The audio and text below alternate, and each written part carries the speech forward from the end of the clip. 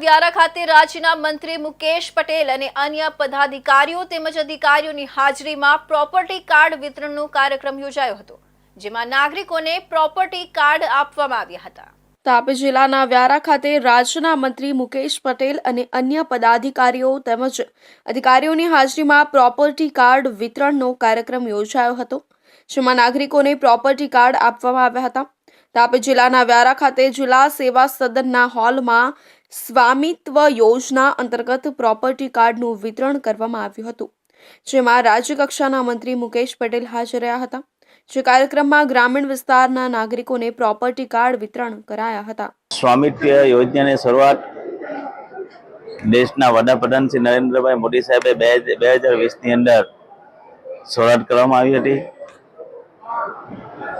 ભારત દેશના તમામ ગામોને જે પોતાના વર્ષોથી રહેતા હતા અને એને ક્યાંય પોતાના ઘરનું પ્રોપર્ટી કાર્ડ ન હતો, એના કારણે નવું ઘર બનાવવું હોય, ઘર માટે લોન લેવી હોય, એને દસ્તાવેજી પુરાવા તરીકે આ એક સ્વામિત્વ યોજના થકી એ પ્રોપર્ટી કાર્ડ એમને મળશે, જેનાથી હવે આવનારા દિવસોની અંદર એમણે લોન લેવી હશે, કંઈક દુકાન બનાવી છે, ઘર બનાવવું હશે તો આ કરી શકશે।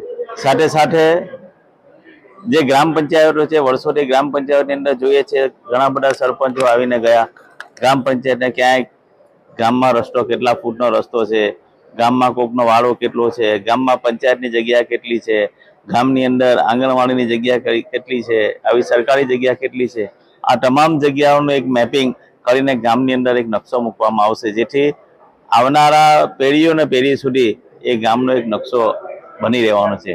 આ સ્વામિત્વ યોજના થકી દેશના વડાપ્રધાન મોદી સાહેબે તમામ ગામના લોકોને એક હક આપવાની આજે શરૂઆત કરી છે ને આજે લગભગ ગુજરાતની અંદર વાત કરું તો સમગ્ર દેશની અંદર ગુજરાત પ્રથમ નંબર છે।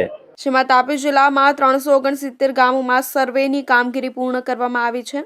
આજે 76 જેટલા ગામોને 1816 પ્રોપર્ટી કાર્ડ વિતરણ કરાયા હતા। જે કાર્યક્રમમાં ધારાસભ્ય સહિત જિલ્લાના અધિકારીઓ હાજર રહ્યા હતા।